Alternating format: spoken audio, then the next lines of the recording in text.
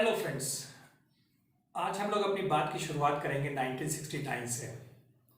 25 सितंबर 1969 ये वो दिन था जिस दिन मोरक्को में एक ऑर्गेनाइजेशन फॉर्म हुआ। इस ऑर्गेनाइजेशन को नाम दिया गया ऑर्गेनाइजेशन ऑफ इस्लामिक कोऑपरेशन, जिसे हम लोग OIC के नाम से भी जानते हैं।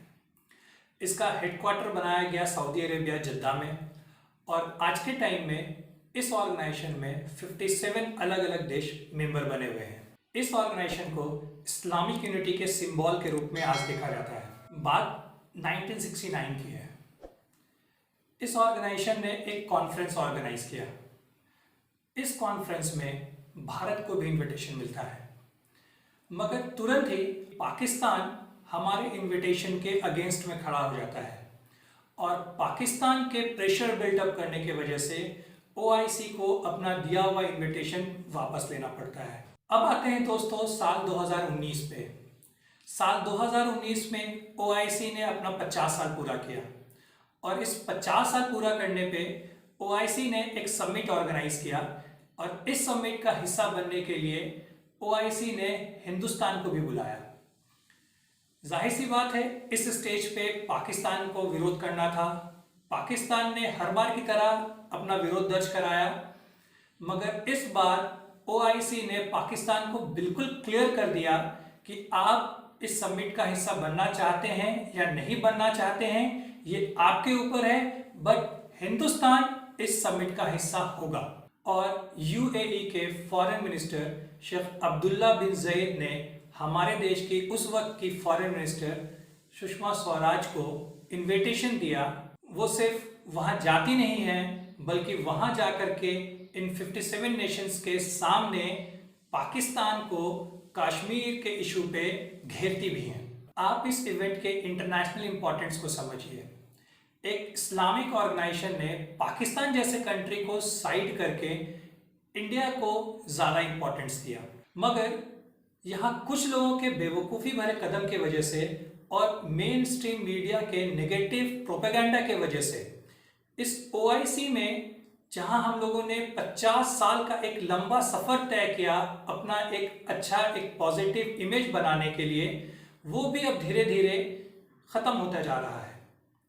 मेन स्ट्रीम मीडिया ने इस तरीके से प्रोपेगेंडा किया कि इंडिया जैसे देश में कोविड-19 सिर्फ मुसलमानों की वजह से फैल रहा है। मेन स्ट्रीम मीडिया, जहां उसका काम ये होना चाहिए था कि वो कोविड-19 से कैसे बचना है, WHO, ICMR जैसी संस्थाएं कौन कौन सी गाइडलाइन जारी कर रही है, वो हमें दिन रात बताता। इसके बजाय मेन स्ट्रीम मीडिया ने हमें लगातार सिर्फ यही दिखाया कि ये बीमारी किस तरीके से मुसलमान मरकज ही फैला रहे हैं। यहाँ तक कि WHO को भी सामने आके ये कहना पड़ा कि इंडिया जैसे कंट्री को इस कोविड-19 का रिलीजियस प्रोफाइलिंग नहीं करना चाहिए। पूरी दुनिया में जहाँ ये बीमारी कम्युनिटी स्प्रेड हो रहा है, वहीं हमारे जैसे देश में ये कम्युनल स्प्रेडिंग हो गया।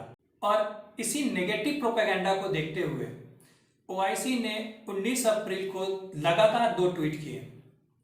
पहला ट्वीट 4:23 पे और दूसरा ट्वीट 4:24 पे आता है। इन ट्वीट्स में बहुत ही क्लियरली और हार्ड वर्ड में इंडिया से कुछ कहा गया। इन ट्वीट्स को आप भी देखिए कि इसमें क्या लिखा गया। OIC ने क्लियरली लिखा कि भारत में मुसलमानों के खिलाफ नफरत फैलाई जा रही है। कोविड-19 को लेकर भारत में मुसलमानों को बदनाम किया जा रहा है। OIC ने आगे लिखा कि मीडिया ने मुस्लिम की नेगेटिव प्रोफाइलिंग की है, जिससे भारत में मुसलमानों के अगेंस्ट डिस्क्रिमिनेशन और वायलेंस भी बढ़ सकती है। वहीं अपने दूसरे ट्वीट में OIC ने क्या लिखा? OIC ने इंडियन गवर्नमेंट को अर्जेंट स्टेप्स लेने को कहा ताकि इस इस्लामोफोबिया को रोका जाए, और आगे उन्होंने ये भी लिखा कि इंडियन गवर्नमेंट को माइनॉरिटी मुस्लिम के राइट्स को प्रोटेक्ट भी करना चाहिए।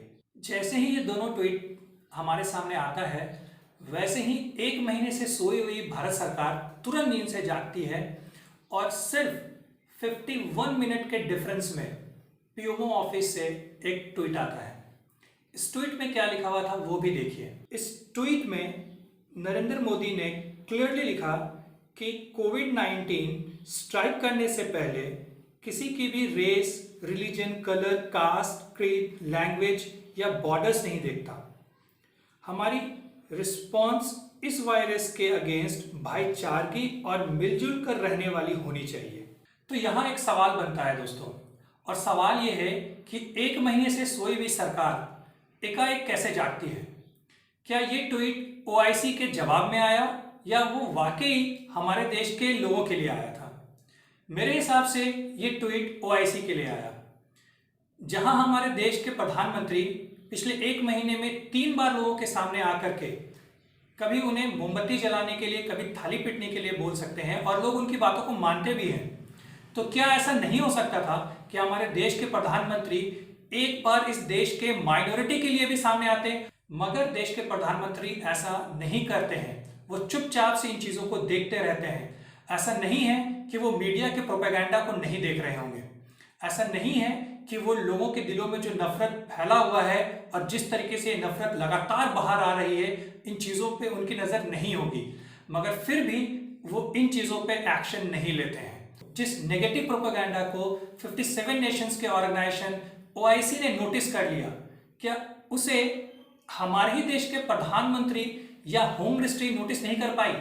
क्या आज जिस ऑर्गेनाइजेशन के सामने हमें अपने इमेज को बनाने में 50 साल लगा, कहीं ऐसा तो नहीं कि हम आने वाले समय में उस इमेज को फिर से खराब कर देंगे?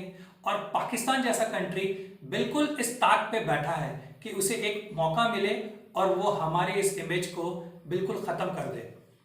कहीं ना कहीं आज ओआईसी और ओआईसी के साथ साथ पूरे दुनिया में एक नेगेटिव मैसेज गया है हमारे देश की तरफ से, जहां पूरी दुनिया इस बीमारी से यूनाइट होकर के लड़ रही है, वहीं हम अपने ही देश में अपने ही लोगों से इस बीमारी के लिए लड़ रहे हैं।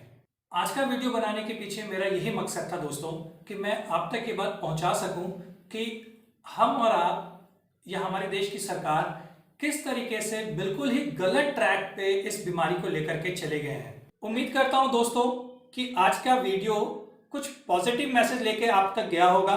Thank you so much.